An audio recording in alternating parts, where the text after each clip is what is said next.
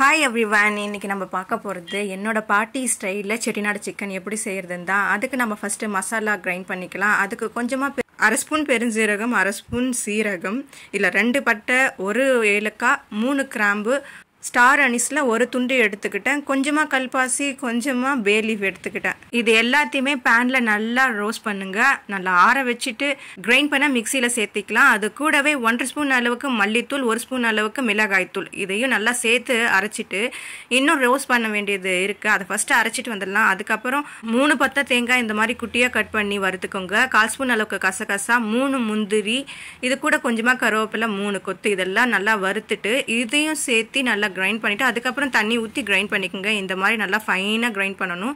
இப்போது நம்ம தாளிக்கலாம். அதுக்கு தேவையான அளவுக்கு ஆயில், 1 ஸ்பூன் அளவுக்கு பட்டர் சேர்த்திக்கலாம். கொஞ்சம் தாளிப்புக்காக எதுவும் போட போகிறதில்ல, அதனால் கொஞ்சமாக சின்னதாக பே லீஃப் போட்டுக்கோங்க. 2 பெரிய சைஸ் ஆனியன், மீடியம் சைஸ் தக்காளி 2 சேர்த்திக்கோங்க. 1 ஸ்பூன் அளவுக்கு இஞ்சி பூண்டு விழுது சேர்த்திக்கோங்க. அந்த ஸ்பூன் ஃபுல்லாக இருக்கணும் இஞ்சி பூண்டு விழுது. அதையும் நல்லா சேர்த்து வதக்கிக்கோங்க. இவ்வளோ தேவைன்னா உங்களுக்கு கொஞ்சம் எண்ணெய் சேர்த்திக்கோங்க. ரொம்ப ட்ரையாக இருக்கக்கூடாது இது, அதனால தான். இந்த டைமில் 1/2 kg சிக்கன் அதையும் சேர்த்து அது கூட 1/4 ஸ்பூன் மஞ்சத்தூள் போட்டு நல்லா வதக்குங்க. மூடி போட்டு 2 நிமிஷம் வதக்கிட்டு அதுக்கப்புறமா நம்ம அரைச்சி வச்ச மசாலா அதையும் 2 நிமிஷம் இந்த மாதிரி நீங்கள் மிக்ஸ் பண்ணி விடுங்க. அதுக்கப்புறம் மசாலா அரைச்ச ஜார் இருக்குது இல்லைங்களா, அதில் தண்ணி ஊற்றி அதையும் இது கூட சேர்த்து நல்லா ஹை ஃப்ளேமில் ஃபஸ்ட்டு ஒரு 2 நிமிஷம் வேக வைங்க. அதுக்கப்புறம் லோ ஃப்ளேமில் மூடி போட்டு வேக வைங்க. ஏன்னா நம்ம முந்திரி, கசகசா, தேங்காய்லாம் போட்டிருக்கோம் இல்லைங்களா, அதனால் அடி பிடிச்சிடும். அதனால் அதுக்கப்புறம் லோ ஃப்ளேமில் வச்சு லிட்டு போட்டு க்ளோஸ் பண்ணிக்கோங்க. தேவையான அளவுக்கு உப்பு சேர்த்திக்கோங்க. கொஞ்சமாக மல்லித்தழை இதெல்லாம் போட்டு நல்லா வேக வைங்க.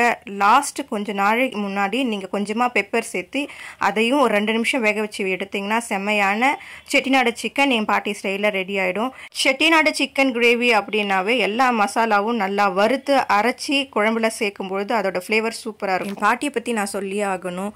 எங்கள் ஸ்கூல்லலாம் ஆனுவல் டே ஃபங்க்ஷன் வைக்கும் பொழுதெல்லாம் என் சிஸ்டர் 2 பேருமே அந்த காம்படிஷனில் சேர்ந்துடுவாங்க. ஏன்னா எங்கள் எல்லாருக்குமே டான்ஸ் ரொம்ப பிடிக்கும், சாங் பாடுறது ரொம்பவும் பிடிக்கும்.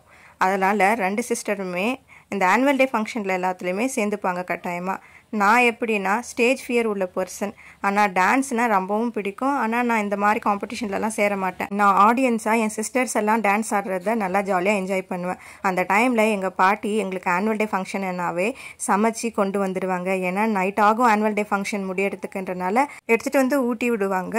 நான் சாப்பிட்டுட்டு எல்லா டான்ஸையும் பார்த்து ரசிச்சுட்டு இருப்பேன். என் அம்மா அப்பாலாம் லேட்டாக தான் வருவாங்களே. அப்பா வேலையெல்லாம் முடிச்சுட்டு அம்மாவை கூட்டிட்டு வருவாங்க. என் பாட்டி எப்பயுமே முன்கூட்டி எனக்காக முன்னாடியே வந்துடுவாங்க. ஏன்னா நான் தான் டான்ஸ்லலாம் சேர மாட்டேனே. எங்களுக்கு எங்கள் பாட்டி ஊட்டி விட்டால் ரொம்பவும் பிடிக்கும். அப்படிப்பட்ட லவபலான பாட்டி எங்கள் பாட்டி. எங்கள் பாட்டியை பற்றி இந்த வீடியோவில் உங்ககிட்ட ஷேர் பண்ணதில் எனக்கு ரொம்பவும் சந்தோஷம். இந்த ரெசிபி ட்ரை பண்ணி பாருங்கள். Okay, bye bye. Subscribe channel.